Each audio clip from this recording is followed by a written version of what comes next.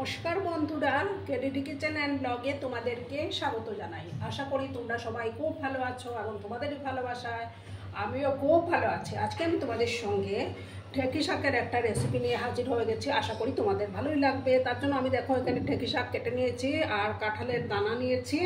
এবার আমি প্রথমে গ্যাসটা অন করে দেব। একটা প্যান আমি বসিয়ে দিলাম।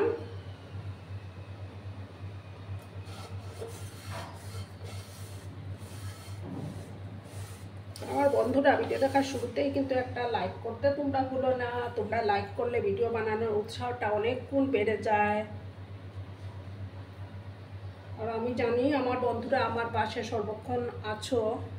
আর যেসব নতুন বন্ধুরা আজকে ফার্স্ট টাইম আমার চ্যানেলে ভিজিট করছো, তারা অতি অবশ্যই পাশে থাকা বেল আইকনটি প্রেস করে রেখে দিও, যাতে করে আমার ভিডিও ছাড়ার সাথে সাথে নোটিফিকেশন তোমাদের কাছে পৌঁছে যায়। এবার আমি তেলটা দিয়ে দিলাম।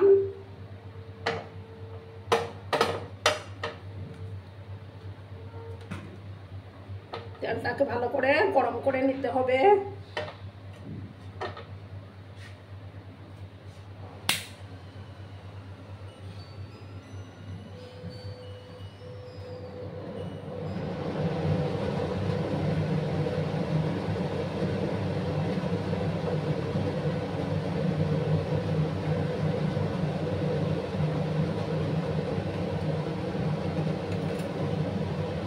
আমি কয়েক কোয়া রসুন থেতো করে রেখেছিলাম, সেই থেতো করা রসুনটা দিয়ে দিলাম।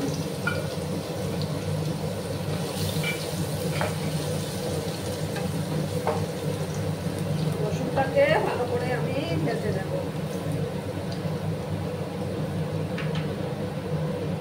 গ্যাসের আঁচটাকে আমি কমিয়ে দিলাম। দেখো, হাফ চামচের মতো পাঁচ ফোড়ন দিয়ে দিলাম।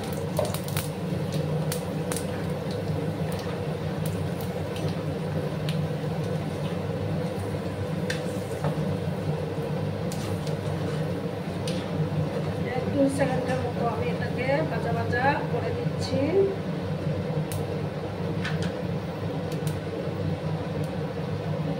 এবার দেখো, কাঁঠালের দানাগুলো দিয়ে দেবো।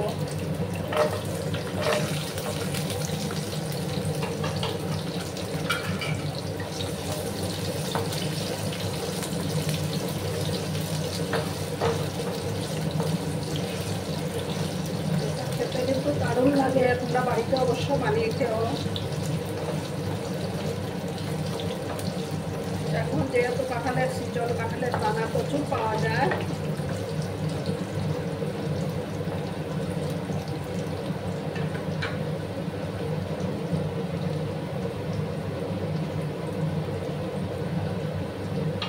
এবার আমি দেখো শাকগুলো দিয়ে দেব।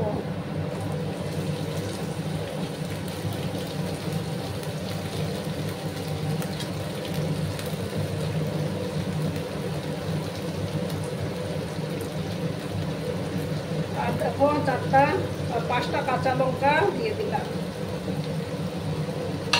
এবার আমি পরিমাণ মতো হলুদের গুঁড়োটা অ্যাড করে দেব।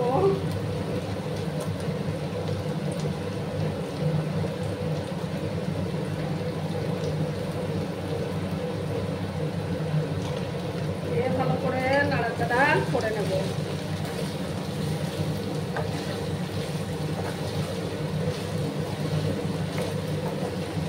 বন্ধুরা, তোমরা কিন্তু ভিডিওটা একদম স্কিপ করবে না, সম্পূর্ণ দেখার অনুরোধ রইল।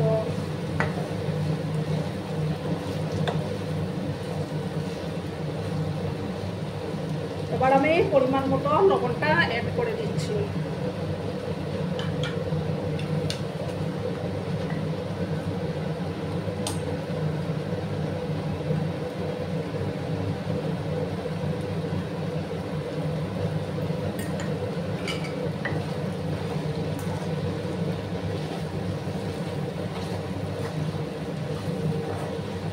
গ্যাসের আঁচটাকে আমি কিন্তু মিডিয়ামের করে রেখেছি।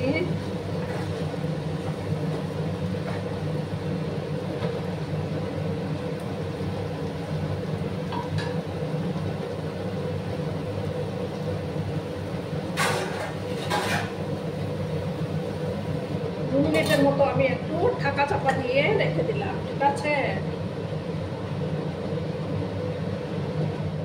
2 মিনিট পরে আমি ঢাকনাটা সরিয়ে দিলাম। এবার আমি এটার মধ্যে 2 চামচের মতো সর্ষে বাটা দেবো। আর এই যে মিক্সিং জারটা ধুয়ে একটু জল আমি অ্যাড করে দিলাম।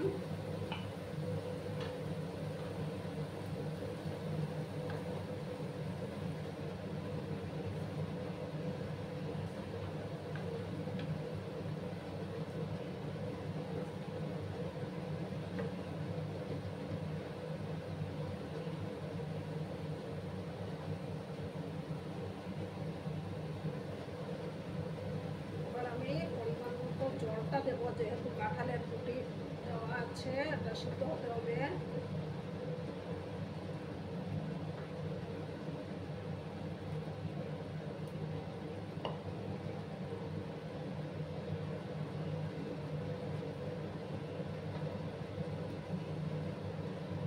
এবার আমি গ্যাসের আঁচটাকে কমিয়ে 5-6 মিনিটের মতো এটাকে রান্না করে নেব।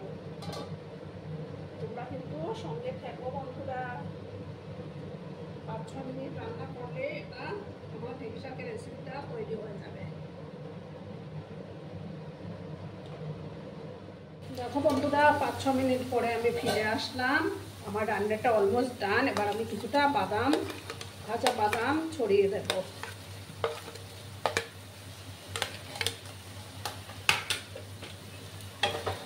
তোমরা যদি এইভাবে না খেয়ে থাকো তাহলে বাড়িতে অবশ্যই বানিয়ে একবার খেয়ে তারপর আমাকে কমেন্ট করে বলো, কিন্তু সেটা কিন্তু দারুণ হয়। দেখো কত সুন্দর হয়েছে।